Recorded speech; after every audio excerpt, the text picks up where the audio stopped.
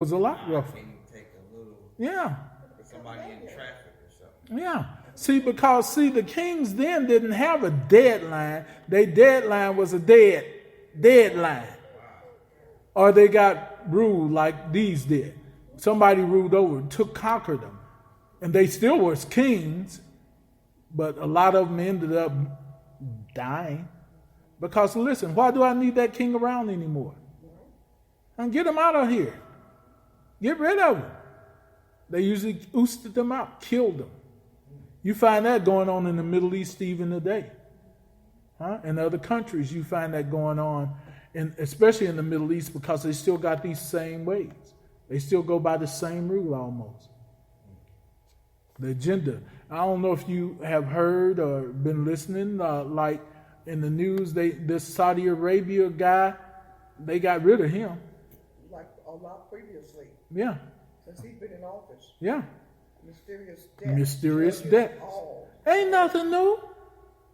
It ain't nothing new. God give us space. He give every one of us space, even kings. Remember the Bible said, and especially in 1 Kings, 2 Kings, Chronicles and all that, it said, and this king ruled such and such many years, and he did that which was evil, or he did that which was right in the sight of the Lord, and he died, and blah, blah, blah. Well, that's what God is talking about right here, too. He's talking about that for us, too. You realize that? That we are now considered kings and priests in the spiritual realm. Why? Because we got rule over the enemy. And guess what? We have authority to call to our God, to call for us help. We got an army behind us. God's army is powerful. Don't you know that? You remember Elijah and his servant that was surrounded by the enemy? And Elijah said, open his eyes that he can see. And Elijah prayed, and God sent angels to guard over them and surrounded the enemy and blinded them where they ended up killing. No, actually, they led them into another enemies, and they got rid of them. I think that's what happened. I can't remember at the last part. I might have a little twisted, so I'm going to leave that part alone. But nevertheless, he watched over them, didn't he? That's what God does for us. So, Nene, you see that? Yes, sir. So, back to the scripture. Verse 3. And a mighty king shall stand up, that shall rule with great dominion, and do according to his will. Uh-oh. Now we see a type of that today, don't we? A type of that going on today. Am I right? Yes. We don't know why he's getting, I'll put it like this. The world don't understand how he's getting away with all this, right? Yes. They confuse Republicans and Democrats and independents. They all confused. How we see him doing this crazy stuff wide and open and bragging about it and calling people out their name. He getting away with it, right? No, he's not. We're right up to date. Yeah. According to man's statistics. But to God, his days are numbered. Like ours. That's why nobody gets by. There is a payday for everybody.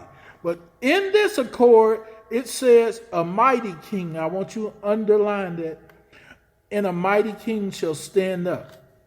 We're getting ready to find this out, which we're answering question number 3, all right? Are you following me so far? Yes, sir. You with me, Sister Mary? Yes, sir. All right. Now, feel free, everyone, if you don't understand, I always ask, because we're going to break it down. We're going top level, and then we're going to go high level.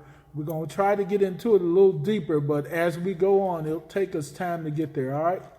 The last 2 chapters of Daniel are one of the most hardest to understand because it goes into prophecy and history and back and forth. And so we're going to take our time and we're going to line it up also with the book of Revelations. That way we end up going back to Revelations. But remember, the first place we were in this is because Jesus told us to reference Daniel. All right? Daniel is a very important book for the end time saints to understand and to know and to really find out why Daniel.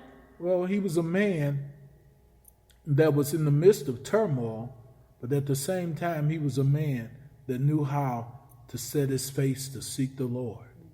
This is why we listening or studying Daniel. And it's important to get this in our heart, in our skin. Me and you.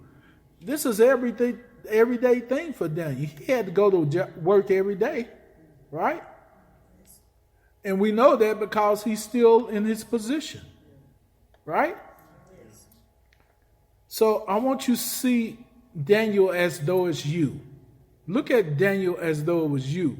God called you. Daniel had some up and downs. We agree with that? Because sometimes he said, I was weak. I was so weak, I thought I was going to faint and die, right? He was in places that they set him up to die, set him up for failure, didn't they? How many of us been set up for failure before like that? And how many of us realize that God loves us? Yes. Huh? Yeah? You do too? Who? I know you do, girl. So, listen here. We're in Daniel, the 11th chapter. Grandma will help you out. She already got it? All right. Go ahead, girl. All right. And so now we're at verse 4. I want to back up on verse 3. A mighty king shall stand up. Where did this dude come from? Huh? We can say that about our present president right now, huh? How the heck did that happen? Am I right? Yeah? But remember, when you back up to verse 2, through what? And now will I show thee the truth.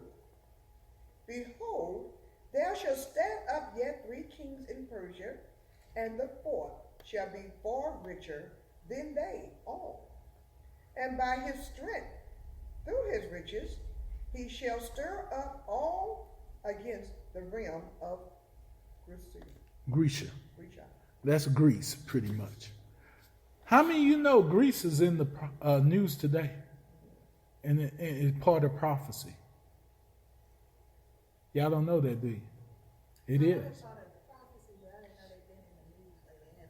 Yeah, they were one that stirred up, begin to stir up the EU conferences about the money situation.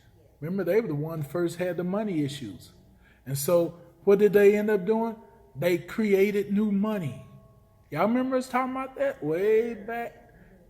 That new money at the time was called the euro. And on the euro, it had almost look identical to the dollar.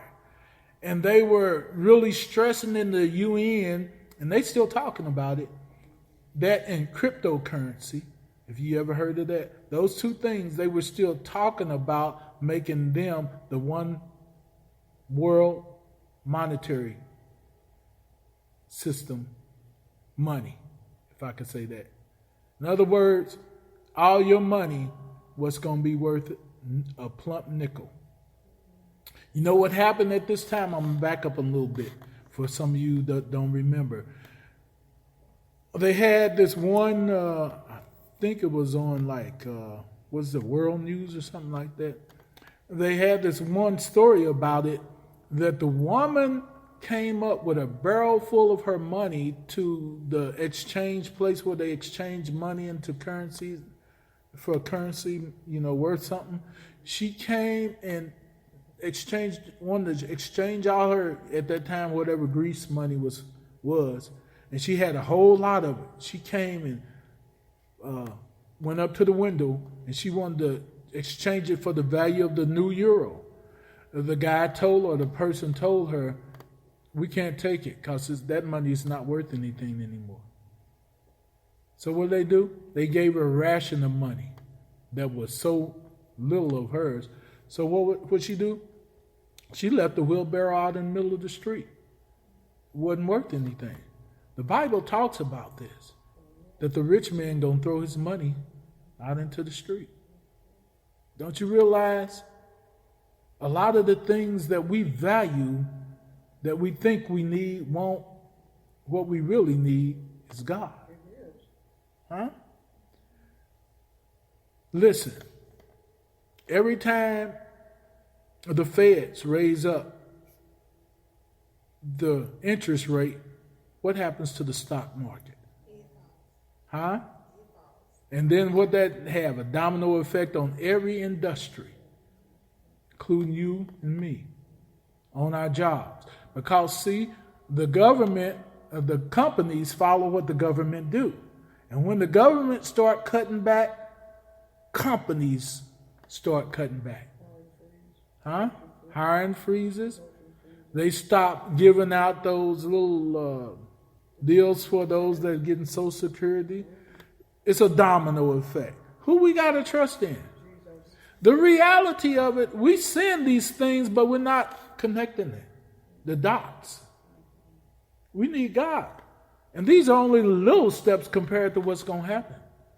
But God is warning us, just like he warned the Jews. Before they went into captivity those 70 years, the Jews thought they was just fine.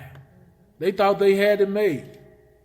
When they went into captivity, it was overnight. A lot of things going to happen overnight in such an instance as it's like overnight. It'll change our lives. And God's given us space to get right, because what you got today, you may not have tomorrow. I may not have tomorrow. Do we understand that? We just a paycheck away from the poorhouse. Am I right? Huh? Any of us lose our jobs, how many of us gonna make it without God? Am I right? The government ain't going to give you a dime for all the time you worked. Huh? If you work 30 years and you look for Social Security, you still need a job to make it. Hello. Yes. That's why so many older folks are going back to work, because they can't afford to live on what they're getting from the government. Anyway, that's another story. All right. So this mighty king going to raise up, right? Children, before I go further, y'all better be thankful y'all got a roof over your head, some clothes on your back, some food to eat. Don't you know, or do you know, it's some children you all's age that don't have no place to live?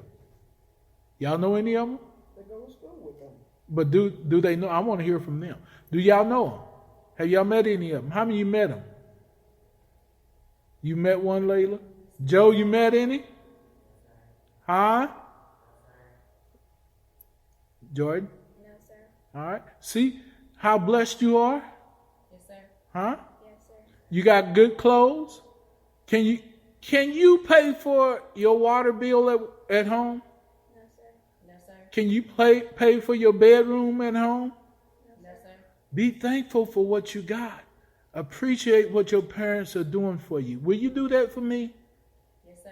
And appreciate school. Don't you know school is necessary and needful for you, especially at the ages y'all get, because one day y'all going to have to be on your own. And if you ain't got a job, you're going to steal or get killed. You're going to be in the prison. You don't want none of that, right? Yes, sir. No, sir. You got the greatest opportunity. Your parents love you. Your grandparents, your godparents love you, right? Yes, sir. Learn how to appreciate. How many of you can every now and then get a good hamburger? How many of you love hamburgers? Layla smiling like, I'm ready for it now. How many of you children like hamburgers, French fries, food, period?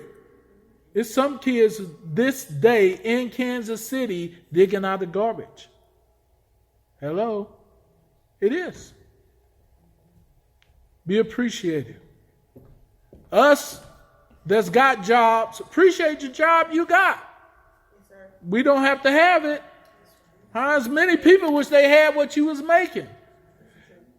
Is a job better than a soup line? Yes. Huh? It's better than unemployment line too. Yes, sir.